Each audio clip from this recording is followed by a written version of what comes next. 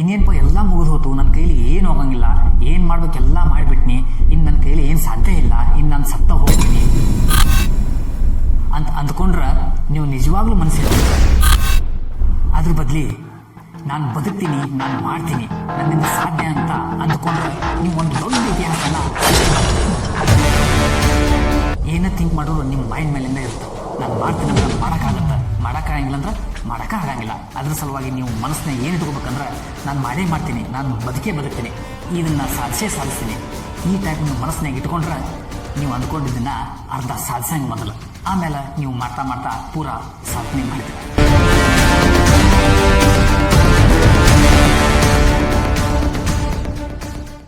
ನಿಮ್ಮ ಜೀವನದಾಗ ಆಟ ಆಡಿರೋರೆಲ್ಲ ಒಂದಿನ ನಿಮ್ಮ ಆಟೋಗ್ರಾಫ್ ತಗೋಬೇಕು. ಆ ರೀತಿ ನೀವು ಬೆಳಿಬೇಕು.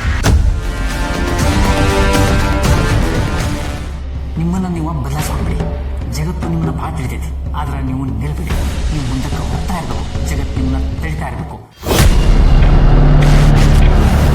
ಕೆಲಸ ಮಾಡಿ ಹೆಸರು ಮಾಡ್ಬೇಕು, ಇಲ್ಲಾಂದ್ರೆ ಹೆಸರು ಕೇಳಿದ ಕೆಲಸ ಆಗ್ಬೇಕು. ಆ ರೀತಿ ನೀವು ಬೆಳಿಬೇಕು.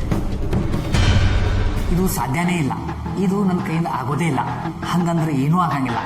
ಯಾಕೆ ಆಗಂಗಿಲ್ಲ, ಒಂದು ಕೈ ನೋಡಿದ್ರು ಅಂತಂದ್ರೆ ಎಲ್ಲನೂ ಆಗುತ್ತೆ. ಒಂದು ವೇಳೆ ಸೋತ್ರ ಅನುಭವ ಸಿಗ್ತೈತಿ, ಗೆದ್ರೆ ಸಂತೋಷ ಸಿಗ್ತೈತಿ. ಆದ್ದರಿಂದ ಪ್ರಯತ್ನ ಮಾಡೋದನ್ನು ಬಿಡಬೇಡ. ಈ ಜೀವನ ಒಂದು ಆಟ ಇದ್ದಂಗೆ, ಗೆದ್ದವಂಗ ಸೋಲ್ಬಾರ್ದಂಬ ಭಯ ಇರ್ತದೆ, ಸೋತವಂಗ ಮುಂದೆ ಬೆಳಿಬೇಕನ್ನೋದು ಛಲ ಇರ್ತದೆ.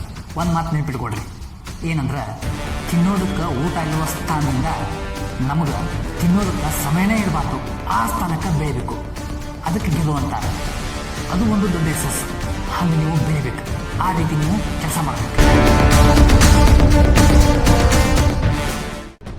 ತಡ ಆದರೂ ಚಿಂತೆ ಮಾಡಕ್ಕೆ ಹೋಗ್ಬೇಡ್ರಿ, ಏನಾದರೂ ಸಾಧನೆ ಮಾಡಲೇಬೇಕು.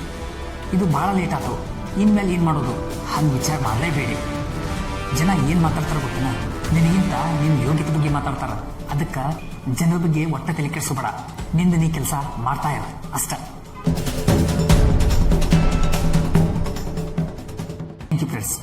ಈ ವಿಡಿಯೋ ನಿಮ್ಗೆ ಇಷ್ಟ ಆಗಿದ್ರೆ ಒಂದು ಲೈಕ್ ಮಾಡಿ ಮತ್ತು ಇದನ್ನು ಶೇರ್ ಮಾಡಿ. ನನ್ನ ಕರ್ನಾಟಕದ ಯೋಜನೆ ನಿಮ್ಮ ಕ್ಷೇತ್ರದಾಗ ನಂಬರ್ 1 ಆಗಬೇಕು. ಜೈ ಹಿಂದ್, ಜೈ ಕರ್ನಾಟಕ, ಜೈ ಭಾರತ್.